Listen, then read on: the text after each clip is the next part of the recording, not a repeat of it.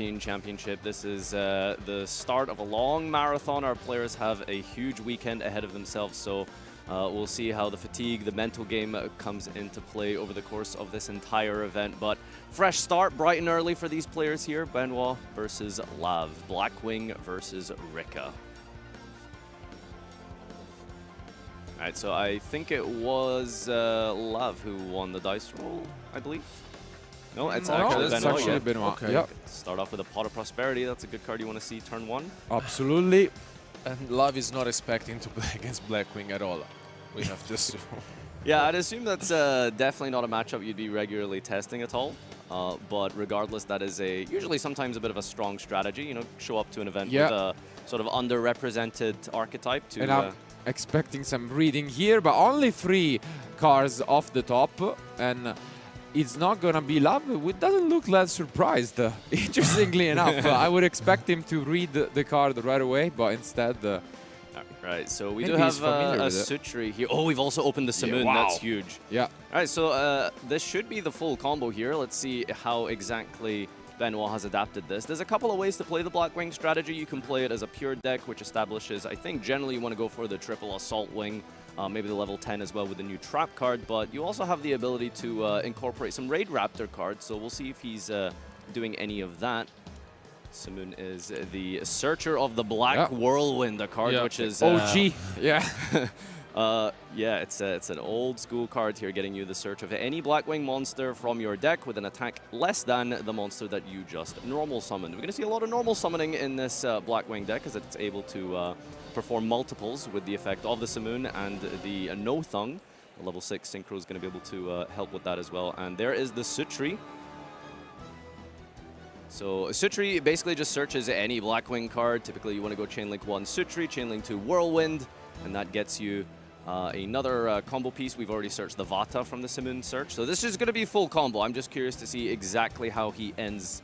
What field he's able to set up, Okay, so he's playing the Shanga as well, which is a really good form of disruption here. You can actually just special it like any other Blackwing, and then when it's in the graveyard, I believe it banishes or activates to destroy a card your opponent controls? Yeah, exactly. You can banish it to just target a face-up card and destroy it. So, pretty useful one, and obviously a tuner as well, which is nice. Shamal gets the sort of upgraded version of Whirlwind from the deck here, the Black Feather Wind, which allows you to special summon back a Blackwing from the graveyard when you get the Black Winged Dragon onto the field. Typically, Black Winged Dragon is not actually the one that has been historically popular, but the strategy has been incorporated with the new Darkwing Blast support. All right, so the way Vata works, it's sort of this, kind of Vayu-style card that allows you to kind of, Vayu lets you synchro from the grave. Well, how about synchroing from the deck, actually? That's what we're going to do here. We're going to send the Chinook and I think that probably should have been a Zephyros, I think we sent there. Yeah, the Zephyros, and now, as you mentioned, we are going for even a Starlight Rare. Yeah, beautiful. So triggering the Black Featherwind to bring back a Blackwing, and that brings back Vata, and Black Featherwind is then bounced to the hand here from the Zephyros effect, and that means you can reactivate the Featherwind, and that actually allows you to use it again. It's actually not a once per turn card, following the tradition of the old school Blackwing cards, not all once per turn, so. And tributing off of the effect of Sutri to establish a level 2 token, and that's going to set you up nicely for No Thung for a 3rd normal summon this turn, if we want to go for that. Very good stuff here from Benoit, honestly, especially because like Lav is not into many hand traps. He's just playing some, voice icon cards. You wouldn't expect it from the Rikka deck usually. Yeah, we'll see how we can break this field apart on the clap back here, but we're going to go into the No Thung. Allows you to activate the effect to get an extra normal summon, burning for 800 in the process as well, so a nice little tool in time should that ever arise. And again, as mentioned, the Featherwind, not once per turn, allows you to bring back here, and also using the Shamal in the graveyard to recycle the Sutri back into the hand. And just establishing these tokens as a form of counters on the Black Featherwind, the Black Wing Dragon, sorry.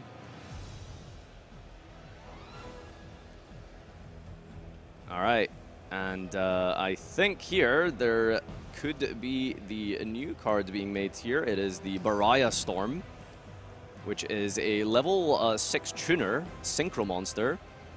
And it actually has an incredible effect to dump from the graveyard, from the deck, sorry. And it actually manipulates the level. And that way you're able to go up further into more synchro plays. And it also allows you to synchro from the graveyard. It's like a mishmash of value as well. Yeah, it's an amazing tool. It's also version. a tuner, so that makes it even better to just keep pushing. And yeah, this is really great stuff from Benoit. So the Whirlwind searches the Orochi, which is just a level 1 tuner that allows you to synchro summon just by special summoning it for free, like most Blackwings. It's a level 1, which works really nicely with the Blackwing Dragon. It actually helps you go into Hot Red Dragon Abyss. So you're going to end on a negate as well here. And it looks like that's what we're doing with this Orochi. So yeah, historically we've seen the Hot Red Dragon Abyss played in numerous forms of decks. Yep. It's been particularly popular in the Dragon Link strategy, usually with a Rocket Synchron and a Chaos Magic Dragon, although unfortunately, very sadly, we won't be seeing him this weekend. This makes it much tougher because Love, one of the few ways he had was like an evenly matched, and now that's not even gonna be enough here. Goes for the second Blackwing Dragon here, and then gets to sync that off with the manipulated level of the Baraya Storm to go into the first copy of Assault Wing Dragon. Oh no, is that a Dispater? Yeah, it's a Dispater. Okay, Yeah, right, yeah. interesting line here. So we're going to make the Assault Wing with the graveyard effect of the Baraya Storm while also maintaining the Dispater. There we go. Yeah, this is amazing stuff again from the Benoit. So the Dispater is not something I've actually seen typically played in this variant of Blackwing, but the multiple copies of the Assault Dragon here, I think this is going for the third now. Look at that. Yeah, so just to inform you as to what the effect is of Assault Wing Dragon, when your opponent activates a monster effect, they take 700 damage, which is kind of similar to Masquerade, except it's a little bit crazier when you have 3 of them on the field. So 2,100 life points per monster effect. That's that's a heavy tax to pay there. And with Rikka, you really need to activate your monsters. A lot of monster effects, yeah. Perhaps something like a Con might be able to get rid of them. We'll see how he plays this one out here. That's an interesting. What is that card? He's searching off a Small World. Yeah, he's going for a Small World. Let's see what he actually picks up. Is that a Blackwing card? I have no idea what that is. Interesting. Okay, all right, we'll see how that plays out here. Yeah, just clarifying the levels and stuff of the synchros and tuners that we've established here. And yeah, this is looking pretty strong. Don't forget as well, we've also got the trap card in the hand, which lets you basically synchro as, yeah, like a quick play kind of synchro. That can help you go into the level 10. Recently released as a Royal Rare for the Macedos Celebration event. If you logged into that, you would have got your hands on him. Well, yeah, that's it. I think it's a decent opening. Pretty strong, yeah. That's wow. And now the question is, does Love even want to reveal what he's playing if he's not able to fight back? Couple of tools in the main deck here to potentially deal with these Assault Wings and Hot Reds. We've got the Dark Ruler no more. Yeah, that would be really good. Now, an interesting sort of way to play around Dark Ruler you can go with using the Hot Red Abyss. So Dark Ruler no more says you cannot respond with monster effects. So what you could do, hypothetically, is activate Dark Ruler, and then because you're not responding with a monster, you can chain the trap card and then chain the Hot Red to negate the Dark Ruler. Has been a very cool little trick we've seen that people can utilize to bypass the non-response nature. There's an evenly matched here, straight to the battle phase. Could there be a second copy, maybe? Yeah, I found out the hard way recently that card is not once per turn. Let's see if there is a second copy from Love. There is not. He just picks up his cards and game YCS is in Europe here, and you probably will be somewhat familiar with how this deck works. It is a all-in glass cannon style combo deck, and it's exactly what Lav is going to try and do here and establish a big field. We talked a little bit at the start about the Rose Whip strategy, being able to search that with any with your Arrow Mage, your Aroma Seraphy. And this is a great start, obviously. Unexpected die, all you need. 1 card combo, a normal monster. I mean, hey, if you told me a normal monster can do all of this 10 years ago, I would have called you crazy, but Here we are, the Sunside Genius Loci. Plenty of ways to access this in the deck. We've seen, Unexpected Die. There's the Painful Decision. There's 1-for-1, Small World. Lots of consistent ways to get into this. Yeah. And this is the card that enables it all, searching for the Signvine spell. As you can see here, this is usually where some of the players use the Ash Blossom in this matchup, but obviously when you start with, Yeah, so the pure plant deck, sort of the Sun Avalon, has a couple of clutch points here that you really want to try and stop your opponent on. Sometimes hitting the Dryas with an effect negate is okay, but usually, as you mentioned, shaving Ash Blossom for the sowing is quite strong. But even then, because of the fact that we're now incorporating Rikka cards, you can actually continue on after a sowing has been negated. Yeah, absolutely. And at the same time, when they start things off with the Unexpected Die, you might just Ash there, honestly, and take Sometimes you just put them on Better or Have It, right? Yeah. And this is what we have seen pretty much last year from Marcus as well. From this setup, you can just do a lot of different things, going for the Jasmine and going and accessing your other engines. Is also playing the one copy of Lonefire Blossom, obviously, to access any of the other's engines, alongside that Naturia Rose Whip, which we mentioned. So let's see what he just wants to open up with. Mentioned a little bit earlier about the time sort of tools that's available to the Blackwing deck with a lot of burn strategies and stuff, but the plant deck actually goes in the opposite direction and heals yourself for a couple of life points here. So should that ever be a strategy required throughout the tournament, you do have the option of using Sunvine Healer to gain a couple of life points and put yourself ahead in time. Although I think in this matchup it's not really going to be a bit of a time grind, I would assume. Especially because I think this is going to be a very interesting situation in which both of our players had the chance, to basically showcase their combo. So it's looks like there's no interruption from Benoit. So maybe we will see the Rikka deck at full power, as we saw last year as well. Therion edition of Lilyboria is a great way to sort of insulate yourself from any sort of disruption from the hand partway through the combo here, as it does allow you to get the Regulus from the deck. So we send here for the Disc Colosseum gets Regulus, and then when we send off the Lilyboria, we can re-equip and establish our Omni Negate before we continue for the rest and the final portion of the combos, usually to try access those Rikka cards. Yeah, the Tyrion package was not played by Marcus last year, but has been recently added to the deck, to the most successful Rikka players out there, and I think it does give you his addition, and especially going first after siding, it's really good. I'm just wondering if Benoit actually has some form of disruption here, because he's been thinking a little bit on a couple of these effects here, so I'm curious if that'll come up. And here we see Lonefire tributing the Lily so that the Regulus in hand can be activated later on.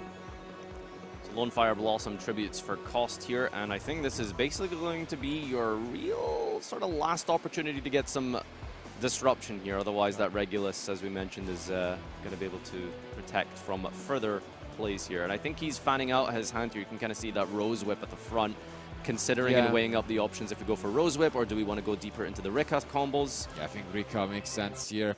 You really want to access the Con-Con, and this is where Benoit will start reading these cards. And I think one of the key factors that has brought this deck also 1 year after winning last year is that players don't really know where to activate their disruptions. That's the main thing. So it's not easy basically to activate, the Ash Blossom, the Impermanence. You don't really know where. If you don't really know where to activate it, then you're in trouble basically. And here we set up either another forward interruption with the Princess getting added to the end, which is the sneaky interruption, I want to say, because a lot of times it will just sit at the bottom of your graveyard, and it actually is able to shuffle back from the graveyard as well to just negate one more effect from your opponent. So really gotta keep those in mind. I think one of the sort of unfortunate situations you can find yourself in is your opponent ends on a big field and you read all the cards and you're like, okay, I gotta play through this, and then suddenly something activates in the grave and you're like, whoa, where did this come from? But yeah, the Princess, absolutely a great form of disruption for the Rikka strategy, and it looks like we're going for the Sunseed Twin effect from the graveyard, allowing you to bring back the healer. banishing a monster that you control with the same name, as we have established 2 Jasmines. And the healer is going to activate the effect to heal again. And this triggers the non-once per turn search of the Jasmine to access potentially Madan or Snowdrop. So yeah, so much synergy across multiple different plant decks. I mean, it's technically an Arrow Mage card. We've got the Sun Avalon strategy, we've got some Therions, and we've got Rikkas.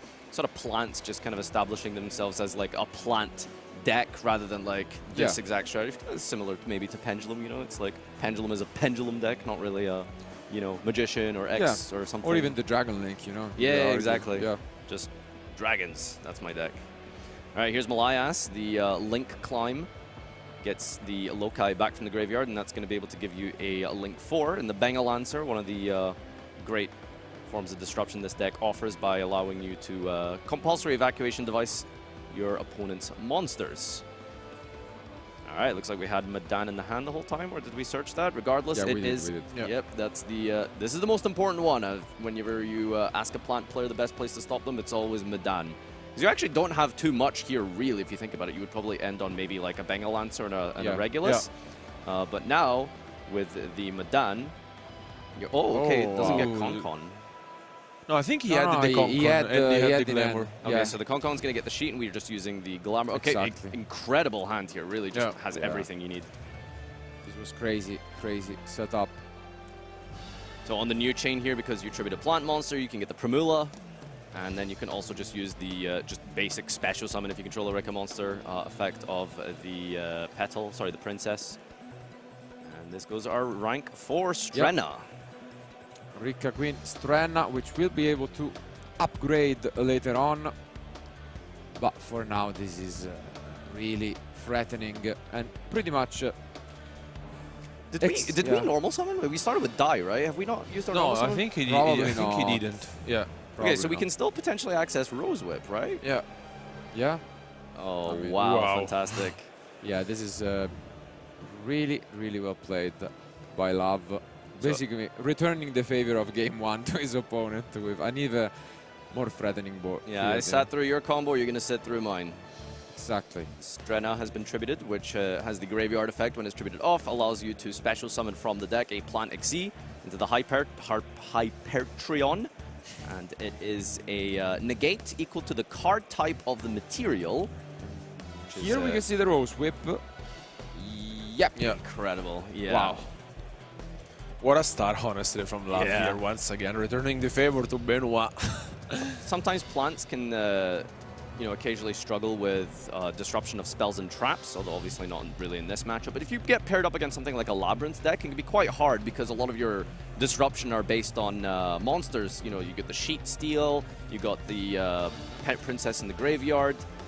So it's kind of one of the weaknesses of this deck, and that's why the Rose Whip here is to try and aid with that, with the spell and trap protection. And as mentioned, he didn't normal summon, so he can normal the Princess and finally upgrade into Link 4. Use the Concon, get the sheet, and yeah, this is wow. Incredible. I'm just wondering, the Hypertron should be able to get a spell material here as well, I think, when you activate Concon. So that's usually one of the ways that you get an extra monster type, card type.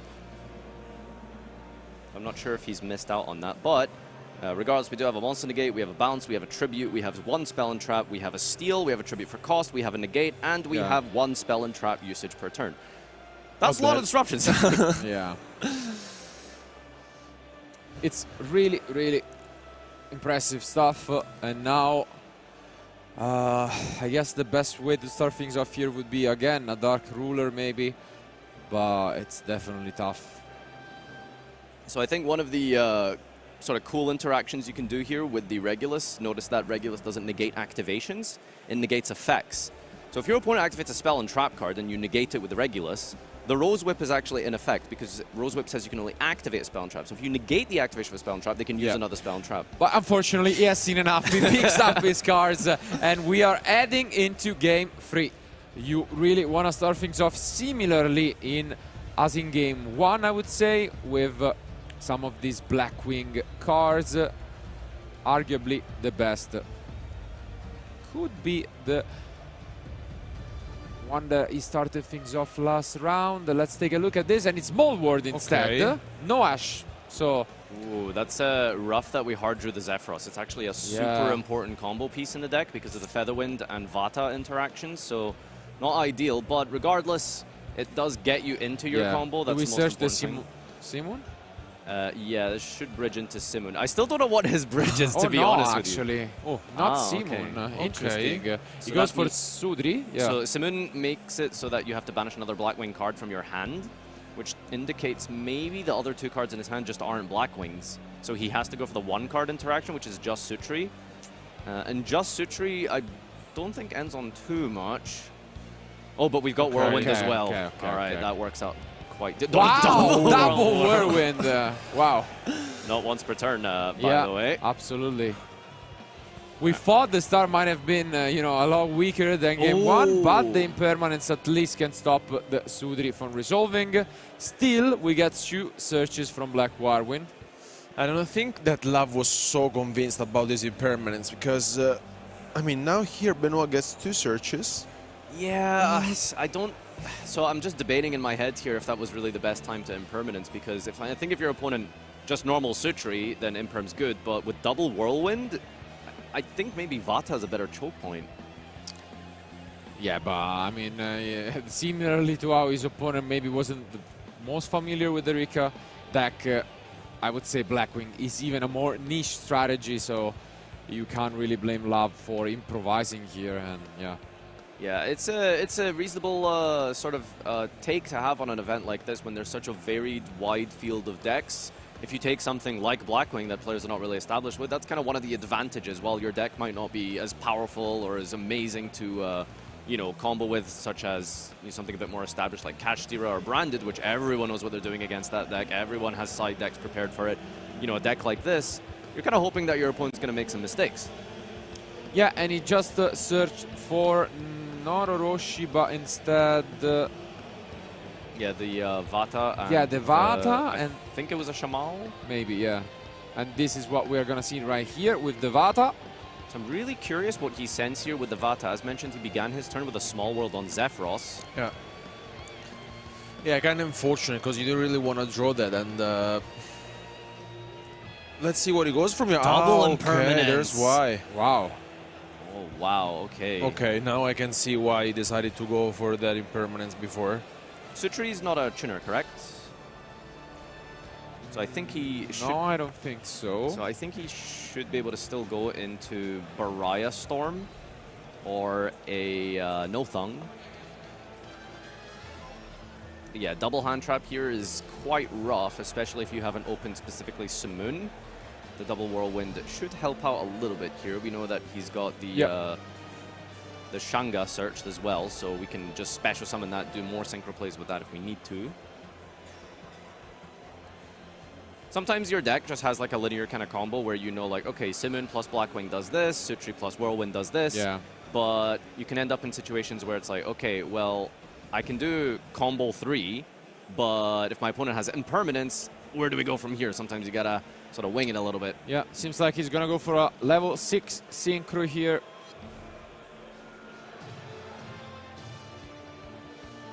So yeah, I think it's really just debating if we go Nothung or Baraya Storm. Yeah. Baraya Storm is going to be a tuner, and if we already have a tuner in the hand, maybe we can't do too much with that. So it could be Nothung plus the Shanga in the hand here. Yeah, it seems like Nothung should be the one. Yeah. It is the Nothung, so 800 damage to his opponent. 16 minutes remaining, so still far away from the end of the round procedure. So we're going to normal summon the Shanga off of the effect of Nothung, and this is going to trigger the double Whirlwind again.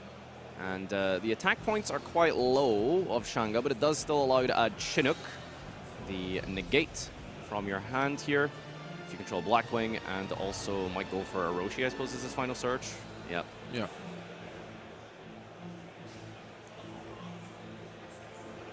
So, I mean, a couple of options here. We can, like, climb up into a Hot Red Abyss, which is a, you know, 1 negate, but at the same time, you probably also want to try and make sure that Chinook is live. Let's see how he runs this one out. So this is why the negate of Sutri at the start was maybe a little bit rough. It meant that we didn't get to search Shamal, who then gets you the Featherwind, which would then be able to trigger here and bring back a monster, but he's going to have to go with a 9, it looks like. It is indeed going to be the Hot Red.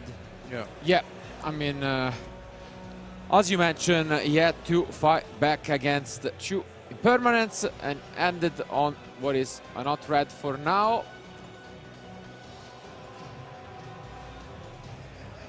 Which at least can, you know... Yeah, better than nothing, honestly, after double impermanence. And I think he was on a kind of a slow start as well, so it's... 1 face down and it's back to Love with top decks the Trust, which could be amazing here. If you force out the Hot Red, you can search even the Unexpected Die, for example, as a way to combo off. Yeah, nice one.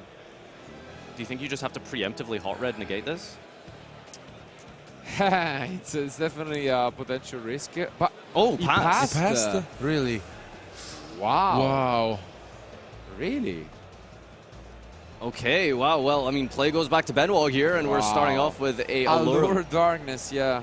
So I was just hoping that Benoit was activating their Hot Red. To maybe resolve thrusts. Yeah. Yeah, that could be it, that could be it. Kaiju not necessary.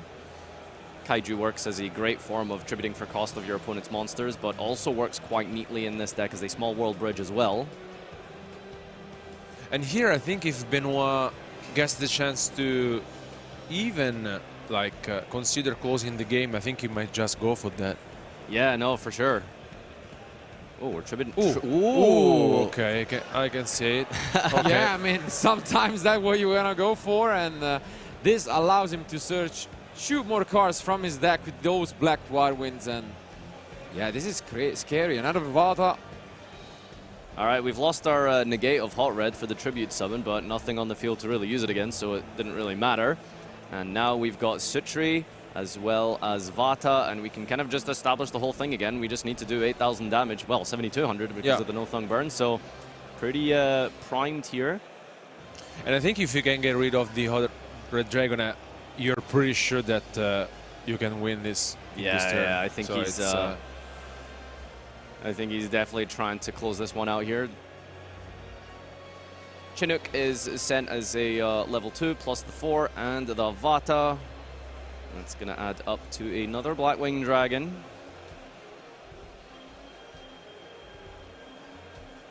I think the only thing maybe we might be saying, if there's any chance there will be any Nibiru, but honestly I doubt it. Yeah, I mean, there's an opportunity, there's a chance that he drew it as his 6th card, which can be really rough with Nibiru, but on the clapback here it might be relevant. Oh, okay. Ooh, okay. Actually does not have enough here to close out the game. Interesting, because then... begs the question why we sacrificed our Hot Red. That could be actually a risky line if that's the case. Well, this face down he has set must be something really important. Yeah, maybe a little bit of a miscalculation here. Hopefully does not cost him the match. And yeah, play is back to Love.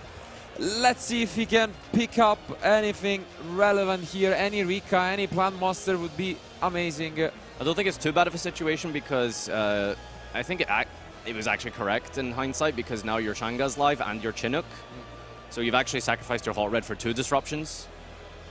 Okay, Petal, that's a good start here. Yeah, at least this is obviously the top deck.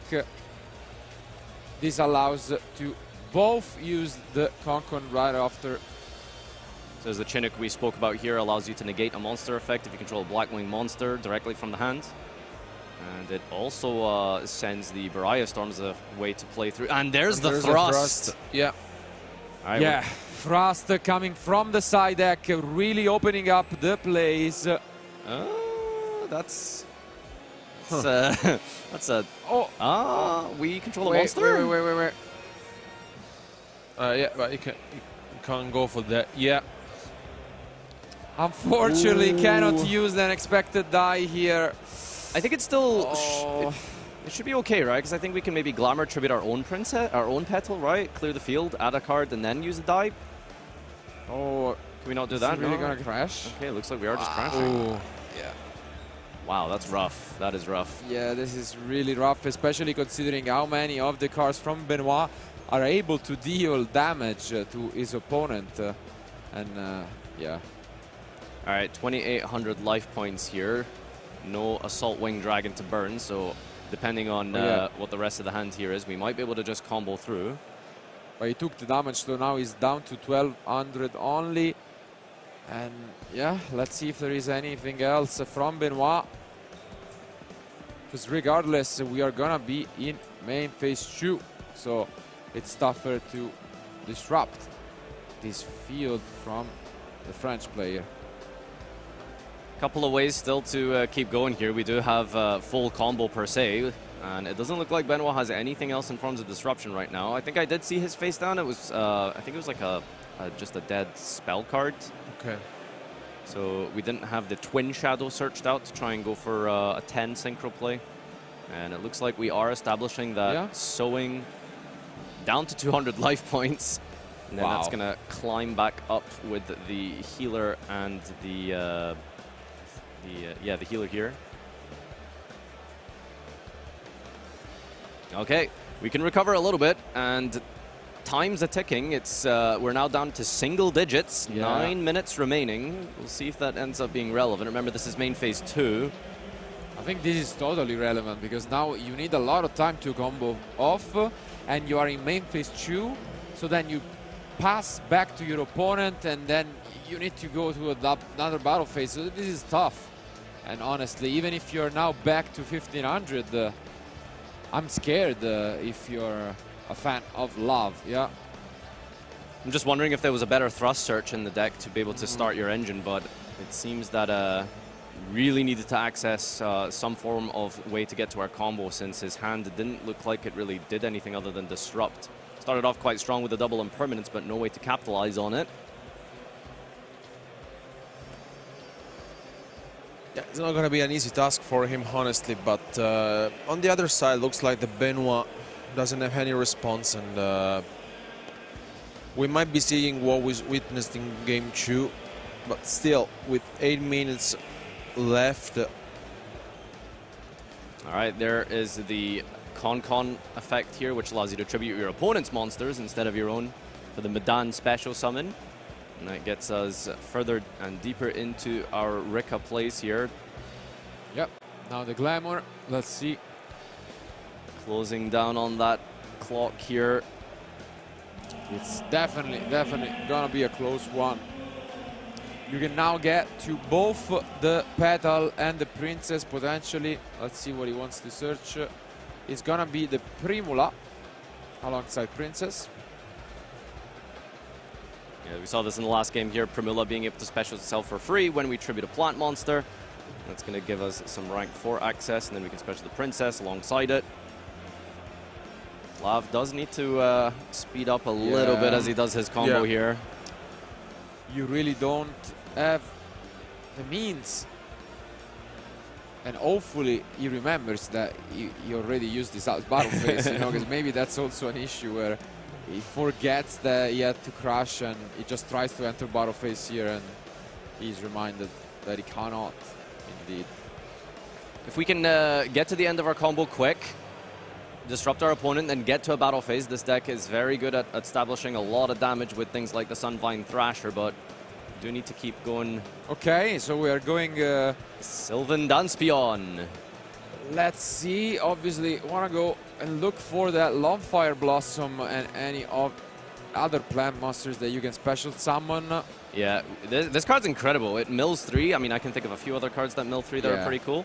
And this one specials directly from the deck if you hit any of your plant monsters. You could just hit like 2 plants here. It's absolutely incredible. Here we go. Let's see. All right, one and only one. Okay. All right, good enough, I guess. Decent.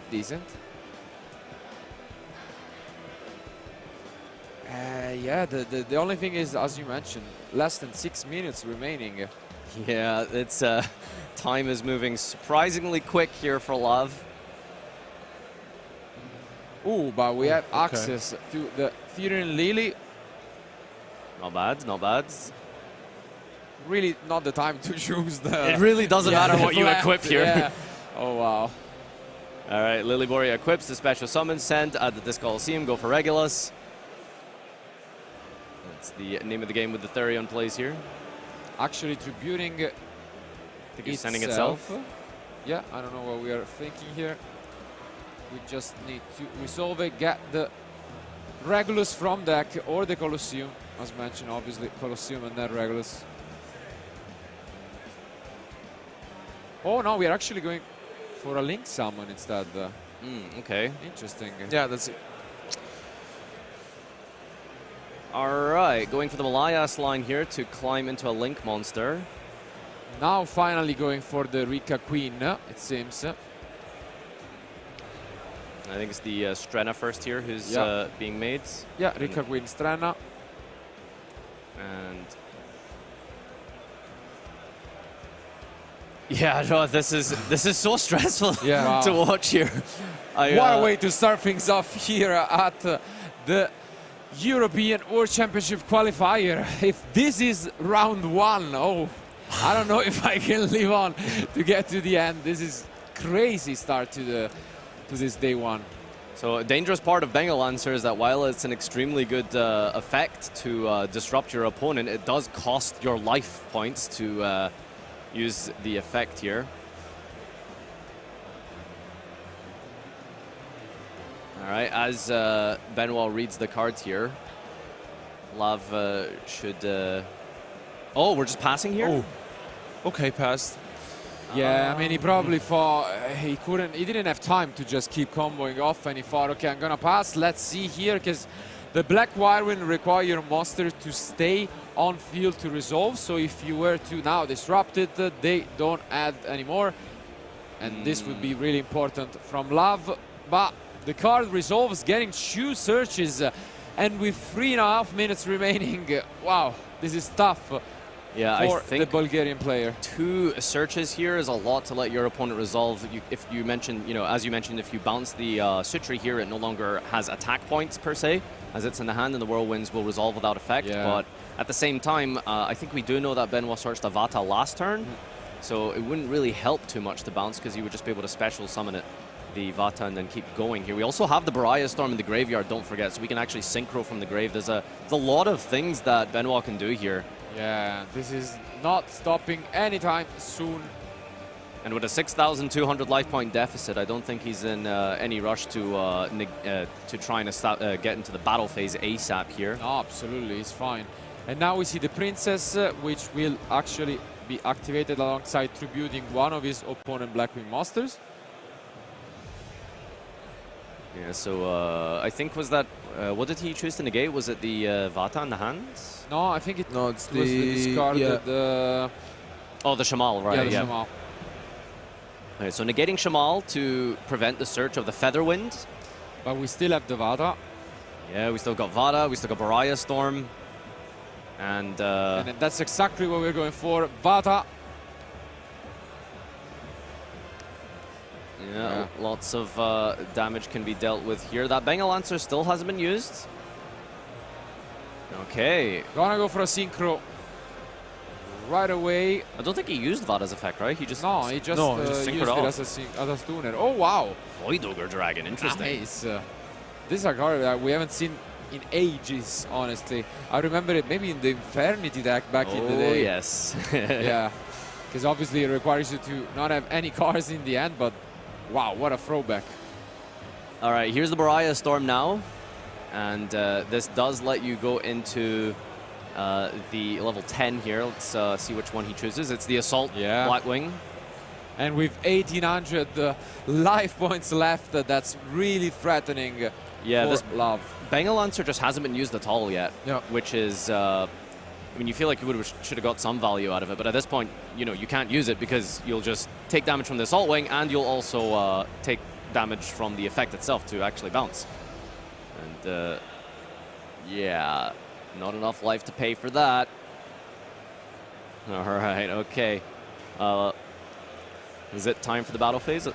Another neat effect of the Assault Wing Dragon that... we go to the battle phase, 40 seconds left in what seems like it might be the start of a really good story for Benoit, winning round 1 here in Utrecht. With Blackwings, no doubt. Yeah. And what a feat, honestly. Yeah. What a wing. There's the Sunvine sowing used in the graveyard here. It actually allows you to protect your monster once per turn. Sometimes a lot of people forget that when dueling against plant decks, but it does have some form of protection from the graveyard here. And 10 seconds remain, and as time could be called any time. He picks up a card, and it's now Love who really doesn't have time and picks it up. It's Benoit winning game 3 and round.